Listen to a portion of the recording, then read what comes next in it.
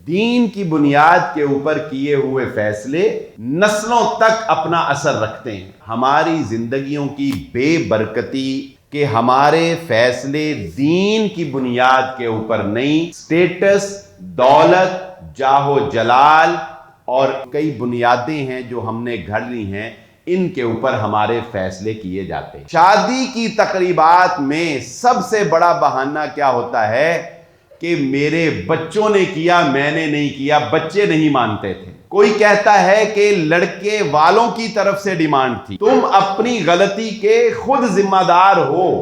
جیسا کہ آپ احباب نے ہمارا فلائر یقیناً دیکھ رکھا ہوگا کہ موجودہ جو ایام جا رہے ہیں ان میں ایک شادی سیزن چل رہا ہے، اور ہم میں سے تقریباً ہر شخص ان شادیوں کے ساتھ کوئی نہ کوئی وابستگی رکھے ہوئے ہے۔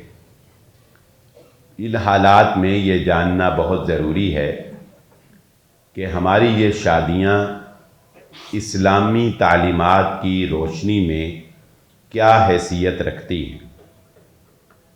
تمہیدی طور پر میں ایک واقعہ آپ کے گوش گزار کرتا ہوں جو ہمیں اس بات کی خبر دے گا کہ جو رشتے اور جو شادیاں ایمانداری اور دین کی بنیاد کے اوپر کی جاتی ہیں، ان کے اندر اللہ رب العزت کس طرح سے برکتیں نازل فرما دیتے ہیں۔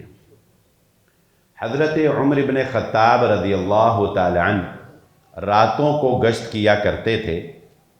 ایک رات ایک دیوار کے ساتھ ٹیک لگا کر بیٹھے ہیں کہ اندر سے آواز آتی ہے کہ بیٹی دودھ میں تھوڑا سا پانی ملا دو۔ بیٹی نے کہا ماں کیا آپ کو خبر نہیں ہے خلیفہ وقت نے دودھ میں پانی ملانے پر پابندی عائد کر رکھی۔ ماں نے کہا کہ خلیفہ وقت کون سا اس وقت تمہیں دیکھ رہا ہے، لہذا تم یہ گناہ کر ڈالو۔ بیٹی نے جواب دیا کہ ماں خلیفہ وقت تو نہیں دیکھ رہا، مگر وہ خالق اور مالک جس نے ہمیں پیدا کیا وہ تو دیکھ رہا ہے، لہذا میں اللہ رب العزت کے حکم کی پابند ہوں، میں یہ ملاوٹ نہیں کروں گی۔ حضرت عمر بن خطاب رضی اللہ تعالیٰ عنہ گھر پہنچتے ہیں۔ اگلے دن پتہ کرتے ہیں کہ وہ بیٹی کون ہے۔ پتہ چلتا ہے کہ وہ فلاں گھرانہ ہے اور ابھی اس کی شادی بھی نہیں ہوئی۔ اپنے بیٹے کے لیے حضرت عمر رضی اللہ تعالیٰ عنہ اس بیٹی کا رشتہ مانگ لیتے ہیں۔ وہ ہاں کر دیتے ہیں اور یہ تعلق قائم ہو جاتا ہے۔ اس تعلق سے اللہ رب العزت ان کو ایک بیٹی عطا کرتے ہیں۔ اس بیٹی کی شادی عبدالعزیز سے ہوتی، پھر ان کو اللہ رب العزت ایک بیٹا عطا کرتے ہیں جس بیٹے کو آج بھی تاریخ میں عمر بن عبدالعزیز کے نام سے جانا جاتا ہے۔ وہ ایسی ہی حکومت کر کے دکھاتا ہے جیسی حکومت عمر ابن خطاب رضی اللہ تعالیٰ عنہ نے قائم کی تھی۔ فیصلے نسلوں تک جاری رہتے ہیں۔ دین کی بنیاد کے اوپر کیے ہوئے فیصلے نسلوں تک اپنا اثر رکھتے ہیں۔ آج ہماری زندگیوں کی بے برکتی یہ بھی ہے کہ ہمارے فیصلے دین کی بنیاد کے اوپر نہیں، سٹیٹس، دولت، جاہ و جلال اور کئی بنیادیں ہیں جو ہم نے گھڑ لی ہیں، ان کے اوپر ہمارے فیصلے کیے جاتے ہیں۔ شادی بیاہ کی تقریبات میں جو غیر شرعی رسومات کی جا رہی ہیں مجھ سے اور آپ سے پنہاں نہیں ہیں، لیکن ان کے لیے ایک بہت بڑا بہانہ اور ایک بہت بڑا عذر جو زبان زد عام ہے، قرآن نے اس کو ایک اتنی سی آیت میں بڑی ہی جامعیت کے ساتھ بیان کر دیا ہے۔ اس آیت کی تشریح کو سمجھانے کے لیے امریکہ جیسے ملک میں، انڈیا جیسے ملک میں، ظاہر ہے کہ وہ قرآن کو تو نہیں کوٹ کرتے، لیکن اس ٹاپک کو لوگوں کو سمجھانے کے لیے وہ ایک سیشن کا 2 لاکھ سے لے کر 10 لاکھ روپیہ لیتے ہیں، جس میں وہ صرف لوگوں کو قرآن کی ایک چھوٹی سی آیت اپنے طریقے سے سمجھانے کی کوشش کرتے ہیں۔ یعنی رسپانسبلٹی ایک سبجیکٹ ہے، اس پر جو موٹیویشن سپیکر سیشن لے رہے ہیں وہ لاکھوں روپیہ لیتے ہیں، اور ایک مدرسے کا پڑھا ہوا سادہ سا بندہ اس سادہ سی مسجد اور اس سادہ سے ممبر پر بیٹھ کر آپ کو یہ سمجھا رہا ہے کہ قرآن کہتا ہے وَلَا تَزِرُ وَازِرَةٌ وِزْرَ أُخْرَىٰ، تم اپنے اعمال کے خود ذمہ دار ہو، کسی دوسرے کے اوپر غلطی ڈالنے کی وجہ سے تم بری ذمہ نہیں ہو سکتے۔ مجھے ماحول اچھا نہیں ملا، میں اس لیے چرس پینے لگ گیا، یہ عذر قیامت والے دن چلے گا نہیں۔ مجھے انوائرمنٹ دوست اچھے نہیں ملے، اس لیے میں شرابی بن گیا۔ میرے ماں باپ نے میری تربیت صحیح نہیں کی، اس لیے میں فیل ہو گیا۔ یہ سارے عذر اور بہانے قرآن کیا کہتا ہے؟ وَلَا تَزِرُ وَازِرَةٌ وِزْرَ أُخْرَىٰ، تم اپنی غلطی کے خود ذمہ دار ہو، تمہیں یہ ذمہ داری اٹھانی پڑے گی۔ شادی کی تقریبات میں سب سے بڑا بہانہ کیا ہوتا ہے کہ میرے بچوں نے کیا، میں نے نہیں کیا، بچے نہیں مانتے تھے۔ کوئی کہتا ہے کہ لڑکے والوں کی طرف سے ڈیمانڈ تھی، کوئی کہتا ہے کہ معاشرہ جو ہے وہ جینے نہیں دیتا، معاشرے کی ڈیمانڈ تھی۔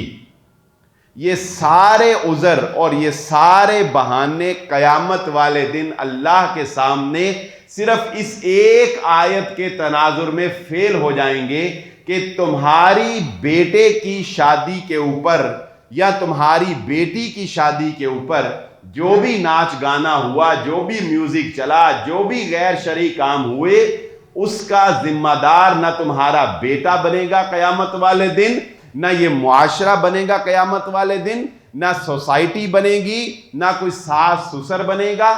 وہ تمہاری ناک کے نیچے ہوا، تمہارا پیسہ لگا، تم اس میں شامل تھے، قیامت والے دن اللہ کے سامنے تم اکیلے کو ہی جواب دینا پڑے گا۔ اس لیے یہ ہیلے بہانے بنانا چھوڑ دیں کہ ہم مجبور ہیں، نہ، یہ صرف اپنے آپ کو دھوکہ دینے والی بات ہے۔ کوئی مجبور نہیں ہوتا۔ جب آپ کے ہاتھ میں اتھارٹی ہوتی ہے تو رسول اللہ صلی اللہ علیہ وسلم نے فرمایا کلکم مسئول عن رعیتہ، تم میں سے ہر ایک کو اس کے ماتحت جتنے بھی افراد تھے ان کے بارے میں پوچھا جائے گا۔ اگر تم یہ کہتے ہو کہ میری بیوی کی وجہ سے میں نے غیر شرعی کام کیے، تو اس میں بھی تمہارا ہی قصور ہے کہ تم نے اپنی بیوی کو صحیح طریقے سے تربیت کیوں نہیں کی۔ اگر تم کہتے ہو کہ میرا بیٹا اتنا بے باک ہو گیا ہے کہ اس کی وجہ سے مجھے شادی میں کنجریاں نچوانے پر خاموشی اختیار کرنی پڑی، تو اللہ رب العزت قیامت والے دن یہ بھی تو پوچھے گا کہ بیٹے کو اتنا بے باک بنایا کیسے؟ تیری اس وقت آنکھ لگی ہوئی تھی، تو اس وقت سو رہا تھا، بیٹا اتنا بے باک ہوا کیسے؟ کس کی چھتری کے تلے، کس کے سائے کے تلے اس میں یہ جرت آئی؟ آج آ کے میری یہ بات سارے بزرگ مجھ سمیت یہ سمجھ لیں کہ یقین مانے آج آ کے پکڑا اسی نے جانا ہے جو فیملی کا ہیڈ ہے۔ باقی نیچے ہر کی ذمہ داری کے مطابق اس کا گناہ اس کو ملے گا۔ لڑکے کو اس کے گناہ، عورتوں کو ان کے گناہ، جو انہوں نے کیا ان کے گناہ، لیکن ان سب کے گناہ مکس ہو کر اکٹھے ہو کر جس ایک بندے کے کھاتے ہوئے جائیں گے وہ فیملی کا ہیڈ ہے کہ جس کو اللہ رب العزت نے سرپرست بنایا ہے۔ اس لیے یہ دیکھ لیں کہ اب آپ نے کیا کرنا ہے، کیسے کرنا ہے، یہ قدم اٹھانا ہے یا نہیں اٹھانا، یہ بہانہ بنانا ہے یا نہیں بنانا، یہ فیصلہ اب آپ کی پلڑے میں ہے۔ پھر آئیے ہمارے معاشرے کے اندر شادی بیاہ کی تقریبات اب صرف اور صرف ایک بنیاد پر ارینج کی جاتی ہیں۔ شادی کی تقریبات میں جتنی بھی رسومات اور جتنی بھی خرافات اور جتنی بھی شوخیاں کی جا رہی ہیں وہ صرف اور صرف ایک بنیاد ہے، اور وہ بنیاد کیا ہے کہ فوٹو سیشن اچھا ہونا چاہیے، ویڈیو اچھی بننی چاہیے، ویڈیو اور سوشل میڈیا کے اوپر پریزنٹ کرنے کے لیے اپنی شادی کو صرف اور صرف یہ دکھاوا ایسا ہے ہمارے ذہنوں میں کہ اس دکھاوے نے شادیوں کو اور زیادہ مشکل بنا دیا ہے۔ بچیاں آن لائن برانڈز دیکھتی ہیں، چنانچہ ان کی ڈیمانڈ یہ ہے کہ میں نے شادی پر فلاں برانڈ کا لہنگا پہننا ہے۔ کیوں؟ اس لیے کہ میں سوشل میڈیا پر یا اپنے سٹیٹس پر جب پکچر لگاؤں گی تو میں ساتھ بتا سکوں گی کہ میں نے برانڈ کون سا پہنا ہے۔ بیوٹی پارلر کی سلیکشن مہنگی سے مہنگی اس لیے کی جاتی ہے تاکہ ہم بتا سکیں کہ فلاں بیوٹی پارلر سے ہم نے اپنی بیٹی کو تیار کروایا ہے۔ میں ذاتی تجربے سے آپ کو بتا دیتا ہوں، میرے کام کی نوعیت بھی کچھ اس طرح کی آپ لوگ جانتے ہیں۔ میرے ساتھ ایسے 20 دفعہ ہوا کہ لوگوں نے ہم سے فرنیچر بنوایا، لیکن انہوں نے کہا کہ اس کو ہم اپنی سواری پر بھیجیں گے، آپ نے اس کو ڈیلیور نہیں کرنا۔ ہم نے کہا ٹھیک ہے۔ جو انہوں نے اپنی سواری اپنا ٹرک بھیجا تو ٹرک ڈرائیور بیچارے کو یہ بتایا گیا کہ تم نے وہاں جا کے یہ نہیں بتانا کہ یہ فیصل آباد کی کسی عام دکان سے یہ آیا ہے، تم نے بتانا ہے یہ لاہور کے فلاں برانڈ سے میں لے کے آیا ہوں۔ یہ برانڈ کلچر افورڈ نہیں کر رہے، لیکن کیا کر رہے ہیں؟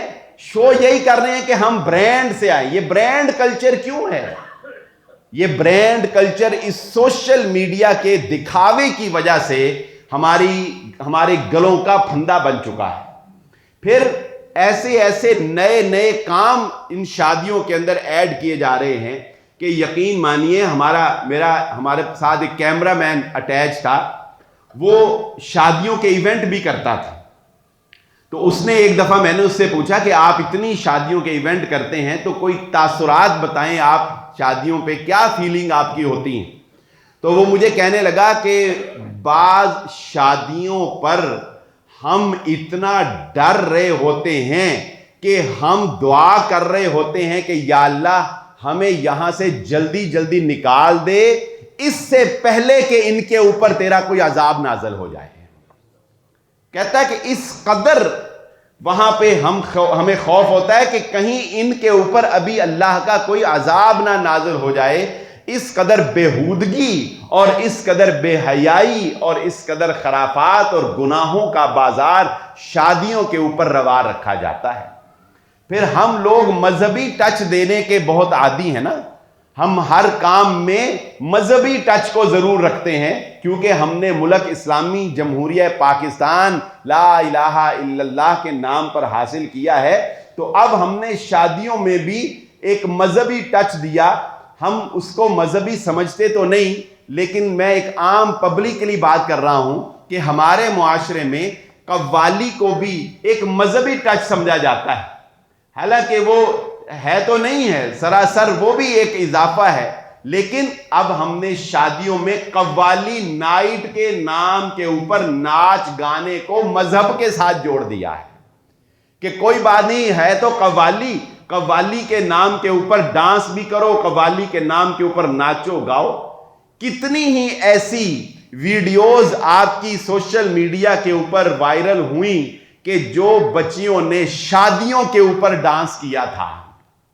ایک ٹرینڈ سیٹ ہو گیا کہ شادی پر ڈانس وائرل ہوتا ہے، لہذا ہر بندے نے یہ چاہا کہ شاید اس کا بھی کوئی تکا لگ ہی جائے، اور ہر بندے نے اس کے بعد اپنی شادیوں پہ ڈانس کروانا شروع کر دیا۔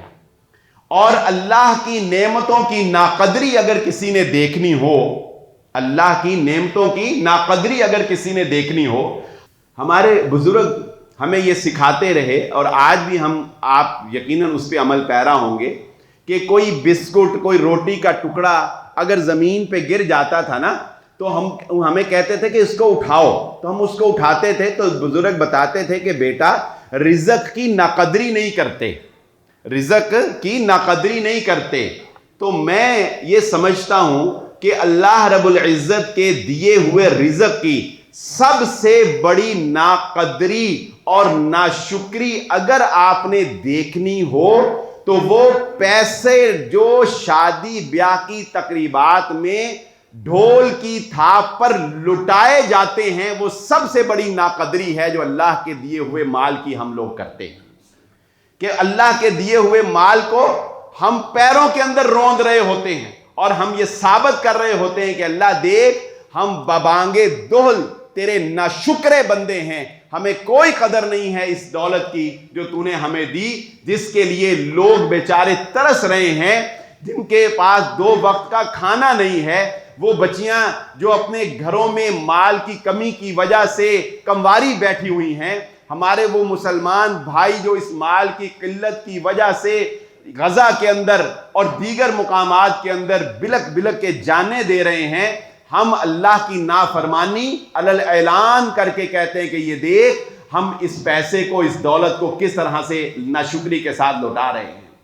اور اس سے بھی اوپر ستم ظریفی یہ ہے کہ ہم غربت کا تماشا دیکھنے کے لیے ان پیسوں کو جب چوک چوراہے کے اوپر غریبوں کے لوٹنے کے لیے اپنے دلہے کے اوپر لٹاتے ہیں، تو اللہ کی قسم فرعونیت بھی شرما جاتی ہوگی کہ اس نے بھی شاید غلاموں کو کبھی اس طرح رسوا نہ کیا ہو جس طرح ہم ان چھوٹے بچوں کو، ان غریب لوگوں کو رسوا کرتے ہیں، کہ ہم پیسہ پھینک اور تماشا دیکھ کا عملی مظاہرہ اس وقت کرتے ہیں جب ہم شادیوں کے اوپر پیسے لوٹا رہے ہوتے ہیں۔ خدارا باز آ جاؤ اس سے، چھوڑ دو، کوئی تو بارش کا پہلا قطرہ بنے، کوئی تو سٹینڈ لے، کوئی تو مضبوط اعصاب والا ہمارے اندر پیدا ہو، کوئی تو ہو جس کی آواز میں جرت ہو، کوئی تو ہو کہ جس کی سفید داڑھی کا حیا پورا خاندان کرتا ہو، کوئی تو گھر کا سربراہ بن کے دکھائے، کوئی تو معاشرے سے ٹکر لے کے دکھائے، کوئی تو ہم سے تو وہ مچھلی اچھی ہے جو دریا کے پانی کے مخالف چلتی ہے اور وہ دنیا کی طاقتور ترین مچھلی تصور کی جاتی ہے، ہم سے تو وہ پرندے اچھے ہیں جو ہوا کے مخالف اڑنا جانتے ہیں، لیکن ہم بہتی گنگا میں ہاتھ دھونے والے ہیں۔ کبھی تو ہوا کے مخالف چل کے دیکھو، ٹھہر کے دیکھو، کبھی تو پانی کے بھاؤ کو روک کے دیکھو۔ اللہ کی قسم ان روکنے والوں کے ہاں ہی عمر بن عبدالعزیز جیسے پیدا ہوا کرتے ہیں، لیکن ہمارے اندر وہ جرت، ہمارے اندر وہ غیرت، ہمارے اندر وہ حمیت نہیں باقی رہی۔ تو اس طرح کی، یہ تو چند ایک ایگزامپل تھی، اس طرح کی ایسی بہت سی خرافات جس کی جتنی طاقت ہے وہ اتنا کرتا ہے۔ یہ بات سمجھ لیں، اللہ جانتا ہے انسانوں کے دلوں کو، وہ یہ نہیں دیکھتا کہ اس نے 10 لاکھ لٹائے یا 10,000، 10,000 لٹانے والا بھی اتنا ہی مجرم ہے کیونکہ اس کے پاس تھے ہی 10,000، اور ڈالر لٹانے والا بھی اتنا ہی مجرم ہے کیونکہ اس کے پاس تھے ڈالر۔ اور جو چودھری صاحب ہوتے ہیں، جو چودھری ہوتے ہیں، ان کا اپنا ہی سٹائل ہوتا ہے، وہ فائرنگ کے ذریعے سے اظہار کرتے ہیں کہ دیکھو یہ گولیاں ہم آسمان کی طرف چلا رہے ہیں، یہ ہماری غیرت کا جنازہ نکلتا ہوا دیکھو، جو گولی ہم دشمن کی طرف سیدھی کر کے نہ چلا سکے وہ ہم آسمان کی طرف چلاتے ہیں، اور دشمن غزہ میں ہمارے بھائیوں کے سینے پہ چلاتا ہے اور ہمارے کان پہ جوں تک نہیں رینگتی۔ اللہ نے کہا ٹھیک ہے، تم ہواؤں میں چلاؤ، تم گولیاں شادیوں پہ ہواؤں میں چلاؤ، آسمان کی طرف رخ کر کے چلاؤ، دیکھو ہم تم پر کیسے دشمن مسلط کرتے ہیں، ہم تمہیں آپسی فساد کے اندر پر مبتلا کرتے ہیں، تم ایک دوسرے کو مارو گے، تم پارا چنار جیسے حادثات اور سانحات دیکھو گے، تم اسلام آباد جیسے مناظر دیکھو گے جب تمہارے اپنے تم پر گولیاں چلائیں گے۔ یاد رکھنا، گناہ ایک انسان کرتا ہے، اس کے نتائج کئی صورتوں میں انسان کو بھگتنا پڑتے ہیں۔ ضروری نہیں ہوتا کہ ایک گناہ کیا جائے تو اس کا نتیجہ اسی طرح سامنے آئے. گناہ انسان کسی طرح کرتا ہے، اس کے نتائج کئی طرح سے اللہ رب العزت انسانوں کے اوپر مسلط کر دیتے ہیں. پھر یہی کافی نہیں، بلکہ وہ مقابلہ بازی جو خواتین کے اندر ہوتی ہے، برانڈز کے کپڑوں میں مقابلہ کرنا، الہاکم التکاثر کی عملی تصویر ہمیں نظر آتی ہے کہ کوئی پتہ نہیں ہے شرم و حیا کا. صرف ہمیں غافل کر رکھا ہے اس بات نے کہ میری شادی فلاں کی شادی سے زیادہ مہنگی اور زیادہ لگژری اور زیادہ اعلیٰ طریقے سے ہونی چاہیے. میری بارات میں گاڑی سب سے مہنگی سجنی چاہیے. اور میں ان والدین کے چہروں کی اداسی کو ان گناہگار آنکھوں سے اللہ کی قسم دیکھ چکا ہوں. میں اس مرجھائے ہوئے باپ کے چہرے کو، اس کی منظر کشی میں آپ کے سامنے نہیں کر سکتا کہ ایسے سینکڑوں باپ میرے سامنے بیٹھ کر اپنے دل کے آنسوؤں سے میرے ساتھ روئے کہ ہم اپنی بیٹی کی شادی پر مقروض ہو گئے اور آج تک ہمارا وہ قرضہ نہ اتر سکا. کیوں؟ اس لیے کہ لڑکے والوں نے کہا تھا کہ ہمارا خاندان بہت بڑا ہے، ہم 200 سے کم بندہ بارات پہ لا نہیں سکتے. میں نے یہ بات پہلے بھی کہی تھی اور آج پھر کہہ دیتا ہوں. میری ذاتی رائے ہے، یہ ہو سکتا ہے غلط بھی ہو، لیکن میرا ذاتی یہ خیال ہے اس مختصر سے تجربے کی بنیاد پر کہ شادی بیاہ کی تقریبات میں جو بندہ سب سے زیادہ پاورفل ہوتا ہے اور سب سے زیادہ طاقتور ہوتا ہے، جو سٹینڈ لے سکتا ہے اور بات منوا سکتا ہے، وہ صرف اور صرف لڑکے کا باپ ہوتا ہے. لڑکے کے باپ میں وہ طاقت ہے کہ وہ شادی میں جس طرح چاہے جو چاہے وہ منوا سکتا ہے اور وہ کروا سکتا ہے. اپنے آپ کو وہ مرد، وہ باپ بناؤ کہ جس کی اتھارٹی خاندان کے اندر ہو، جس کی بات خاندان کے اندر مانی جاتی ہو. تم وہ مرد بنو. اگر تم وہ مرد نہیں ہو تو تمہاری مردانگی پر بھی سوالیہ نشان ہے. اور بات ایک اور پیراہے سے بھی آج میں آپ کو سمجھانا چاہتا ہوں. ایک اور تناظر میں بھی یہ کلچر، یہ تہذیب بنتی کیسے ہے اور ذہن اس کو قبول کیسے کرتے ہیں، یہ بھی آج سمجھ لیجئے. کیسے ہم ان مہنگی شادیوں کے جنجال میں پھنسے، کیسے ہم نے بیبی شاور جیسے اور کلر ڈے جیسے جو رسومات تھی ان کو جنم دیا، کیسے ہم ان غیر شرعی رسومات کے جال میں اور پنجے میں پھنسے کیسے.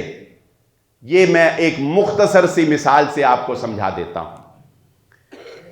دنیا کے تھنک ٹینک جنہوں نے دنیا کی سوچ کا دھارا بدلا ہے، یہ بڑی مشکل گفتگو ہے. میں کوشش کروں گا کہ بڑی آسان کر کے آپ کو سمجھاؤں، اور میں یہ مطالبہ کروں گا کہ اس پر ذرا خصوصی مجھے آپ کی توجہ چاہیے. یہ وہ عام باتیں نہیں ہیں جو پہلے کی تھی. اس پر خصوصی توجہ کے ساتھ ایک ایک لفظ سنیں گے، دل میں اتاریں گے تو سمجھ آئے گی کہ ہمارے ساتھ ہوا کیسے، ہوتا کیسے. تقریباً 20 سے 25 سال لگتے ہیں ایک قوم کی سوچ کو کنورٹ کرنے کے لیے، ڈائیورٹ کرنے کے لیے 20 سے 25 سال لگتے ہیں.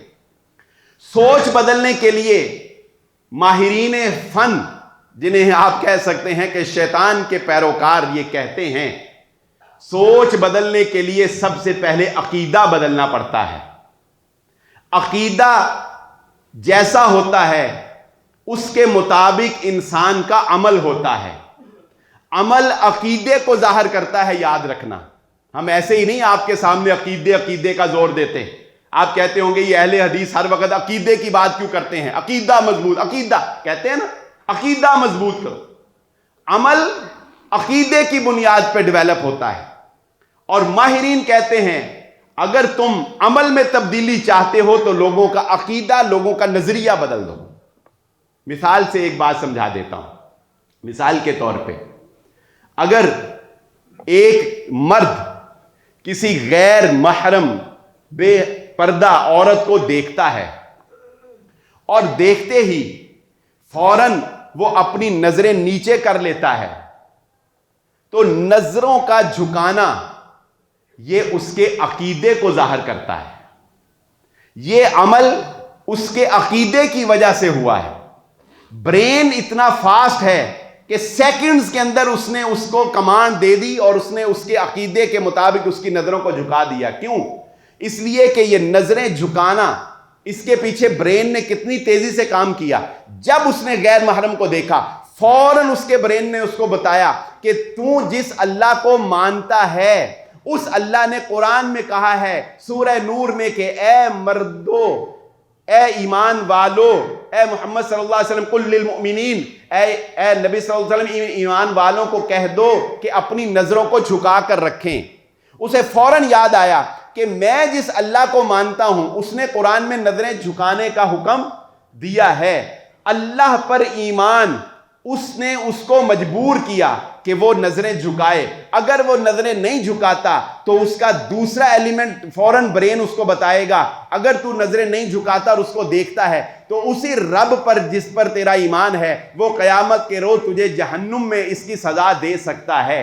فوراً برین نے یہ دونوں باتیں ہمارے دماغ نے ہمیں بتائیں، ہم نے اسی وقت اپنے نظر کو جھکا لیا.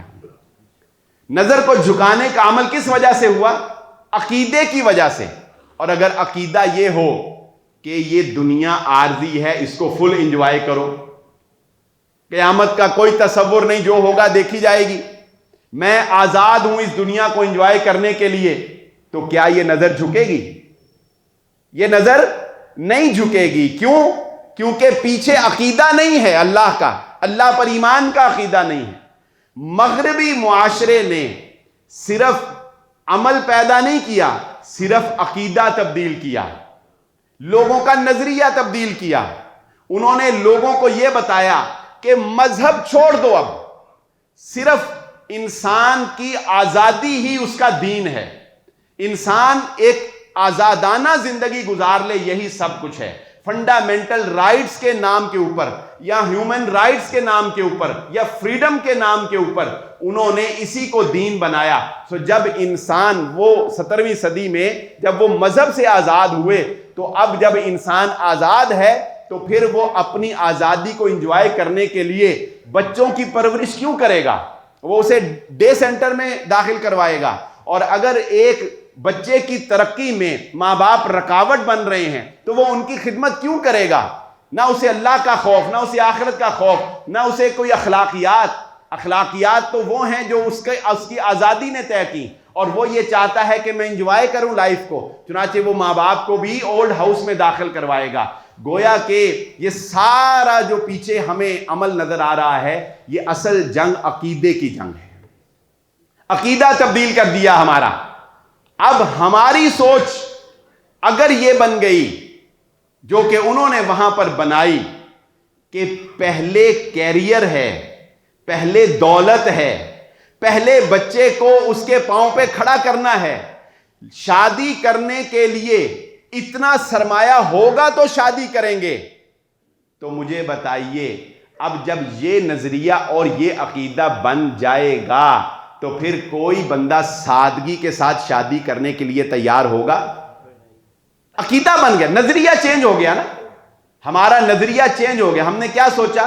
دولت پہلے، شادی سیکنڈ سٹیپ. کیوں؟ کیونکہ شادی کو انجوائے کرنا ہے، فلی انجوائے کرنا ہے، اس کے اندر ڈھول ڈھمکا کرنا ہے، اس کے اندر بارات کا ایک بڑا زبردست کنسپٹ ہونا چاہیے، اس پہ سٹیج ایک بڑا زبردست سجا ہونا چاہیے، ہوٹل کے اندر کھانا دینا ہے، لوگ کہیں کہ کھانا دیا گیا. اب اس لیول تک پہنچنے کے لیے جب تک ایک خاص اماؤنٹ اور ایک خاص لیول ہمارے پاس نہیں آتا ہم اس وقت تک شادی کرتے نہیں. سو ہماری لیٹ میرجز کی بھی ایک بڑی وجہ جو ہے وہ ہماری یہ سوچ اور نظریے کا بدل جانا ہے. اور میں نے آپ کو شروع میں ایک بات کہی ہے، بدلتا ہے 20 سے 25 سال میں، ایسے ہی ہے نا، 20 سے 25. اب یہاں پہ شاید کچھ بزرگ ہوں گے جو اس بات کی تائید کر لیں گے، لیکن میں ریفرنس کے طور پہ بھی آپ کو 2-3 مثالیں بھی دے دوں گا. یہ سوچ میری اور آپ کی کیسے بنی کہ بچے کی شادی 25 سال کے بعد کرنی چاہیے، ہے کہ نہیں؟ یہ سوچ یہ سوچ ہے کہ 25 سال کے بعد شادی کی جاتی ہے. پاکستان کے اندر بھی اور بر صغیر کے اندر اس وقت جو شادی کی ایوریج ایج چل رہی ہے وہ 25 سے 35 کے درمیان ہے. لڑکے کی شادی کی یہ ایج ہے. یہ تبدیل کرنے میں تقریباً 20 سے 25 سال لگے. 1980 سے پہلے بر صغیر کے اندر جو شادی کرنے کی ایوریج ایج تھی وہ 13 سال سے لے کر 20 سال کے درمیان تھی. بر صغیر کے اندر ہمارے دادا کے دور کے اندر، ہمارے دادا کے دور کے اندر اور پردادا کے دور کے اندر جو ایوریج عمر تھی وہ کیا تھی؟ 13 سے 20 سال کے درمیان لڑکے کی اور لڑکی کی شادی ہوتی تھی. میں 2-3 ریفرنسز آپ کو دے سکتا ہوں، آپ اس کے علاوہ بھی چیک کر لیجئے گا. ان دو ملکوں کے بانی، انڈیا کا بانی گاندھی کی شادی 13 سال کی عمر میں ہوئی. آپ بتائیں، ایک لیڈر تھا نا، قائد اعظم محمد علی جناح، پاکستان کے بانی کی شادی 14 سال کی عمر میں ہوئی. مرزا غالب کی شادی 13 سال کی عمر میں ہوئی. میں جمعے کی تیاری کرتا ہوں تو دوست بھی میرے ساتھ ہوتے ہیں، تو میں جب ان کو تیاری کرا رہا تھا تو میں نے کہا یار اسی تھوڑے جے لیٹ آئے ہیں دادا، 80 تو پہلے آندے تو چلو اے والا کام پہ سانو کوئی فائدہ ہو جانا. دنیا کی سرچ یہ کہتی ہے کہ شادی کی صحیح ایج لڑکے اور لڑکی کی وہ بالغ ہو جانے کے بعد ہے. لیکن اب 20-25 سال کے اندر میڈیا کے ذریعے سے دولت کی جو سوچ تھی کہ پہلے دولت، اس کے ذریعے سے ہمارے عقیدے اور نظریات کو دیکھیں کیسے تبدیل کر لیا.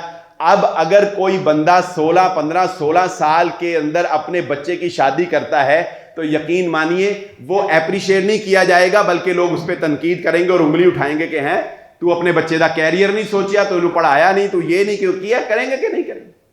جبکہ اس سے پہلے 1980 سے پہلے سوچ کیا تھی کہ شادی پہلی چیز ہے، کیریئر دونوں مل کے بنائیں گے. کیریئر بعد کی چیز ہے، شادی کے بعد بھی اس کو کنٹینیو رکھا جا سکتا ہے. لیکن آج کے دور کے اندر ایسا انوائرمنٹ اور ماحول تبدیل کر دیا گیا کہ یہ سوچ ہماری، میری اور آپ کی یکسر بدل گئی. اب ہم اس کے خلاف چلنا بھی چاہیں تو نہیں چل سکتے. بہت مضبوط اعصاب چاہیے اس اتنے بڑے ببل کو توڑنے کے لیے. اسی طرح جس طرح یہ صرف آپ کو ایک ایگزامپل دی ہے کہ 20-25 سال کے اندر ہماری سوچ کیسے بدل گئی، اور اسی طرح جس طرح وہ سوچ بدل گئی، اب یہ سوچ بھی ہماری بدل گئی کہ اب ہم یہ سمجھ بیٹھے ہیں کہ ایک مڈل کلاس کی شادی 10 لاکھ روپے سے لے کر 5 کروڑ روپے تک کی جا رہی ہے. اب یہ سوچ میری اور آپ کی بن چکی ہے کہ ہم یہ سمجھتے ہیں کہ سادگی سے شادی کرنا ممکن ہی نہیں رہا. 4-5 بندے بارات میں چلے جائیں، لڑکی والے اس کو ایکسپٹ ہی نہیں کرتے. وہ کہتے ہیں یہ ہماری بیٹی کی توہین ہے، یہ عزت نہیں دی گئی ہمیں. ہم چاہتے ہیں عزت کے ساتھ ایک لشکر کے ساتھ ہم اپنی بیٹی کو روانہ کریں. کیوں؟ مائنڈ سیٹ چینج ہو گیا. حالانکہ کائنات کے امام جن کی بیٹی کے لیے مکے کے پہاڑوں کو سونا بنایا جا سکتا تھا، محمد الرسول اللہ صلی اللہ علیہ وسلم. مجھے بتاؤ، اگر شادیوں کے اوپر پیسہ لگانا ہوتا، خرچہ کرنا ہوتا، اگر شادیوں کے اوپر سجاوٹیں کرنی ہوتی، اگر شادیوں کے اوپر دولت نچھاور کرنی ہوتی، اللہ کی قسم کائنات کے امام محمد مصطفیٰ صلی اللہ علیہ وآلہ وسلم کی بیٹی کی شادی پر سونے کے پہاڑوں کو نچھاور کیا جا سکتا تھا 2 لبوں کو ہلانے سے. لیکن اس بیٹی کی شادی جس لڑکے سے کی گئی، وہ لڑکا عرب کا ایک درویش سا لڑکا تھا. نہ اس کے پاس کوئی جائیدادیں تھیں، نہ اس کے پاس کوئی محل تھے، نہ وہ کوئی سردار کی کرسی پہ بیٹھا تھا.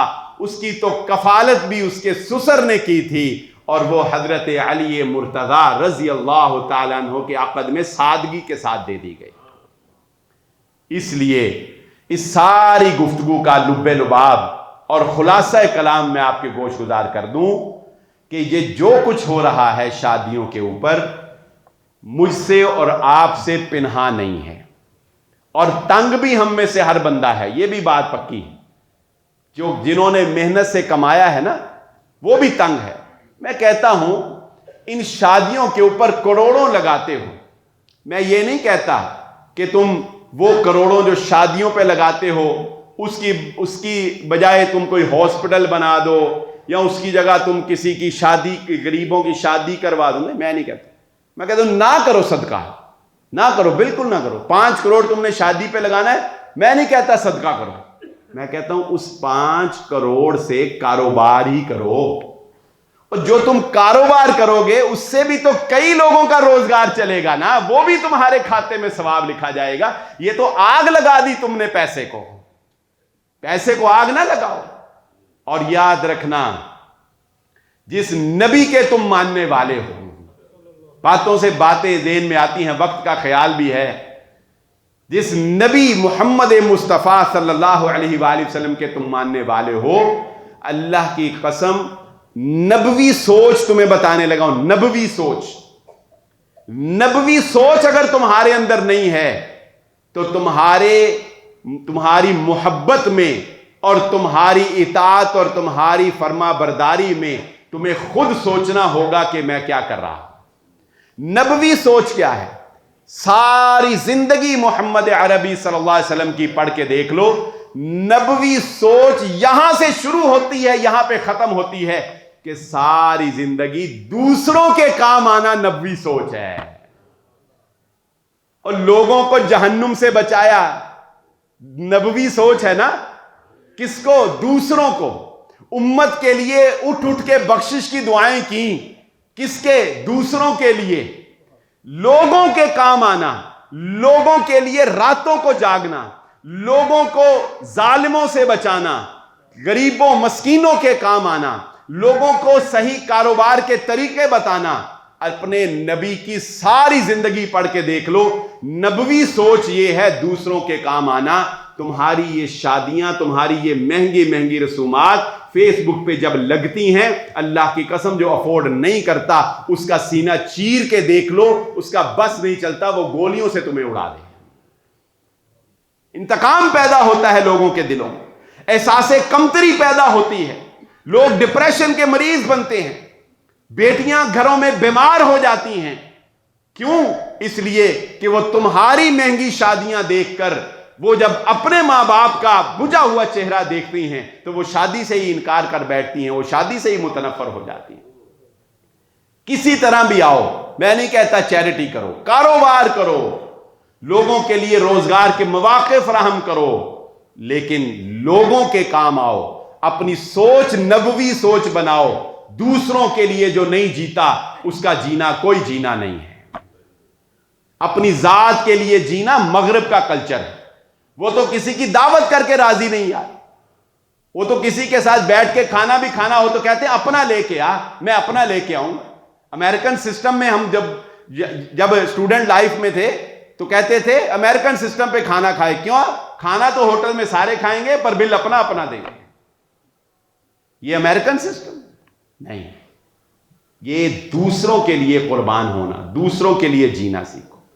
ہمارے معاشرے میں ہم نے ہی انشاءاللہ بارش کا پہلا قطرہ بننا ہے۔ اللہ رب العزت سے دعا ہے اللہ تعالیٰ مجھے اور آپ کو جو کہا اور جو سنا سمجھنے کی اور عمل کرنے کی توفیق عطا فرمائے۔ وآخر الدعوانا الحمدللہ رب العالمین۔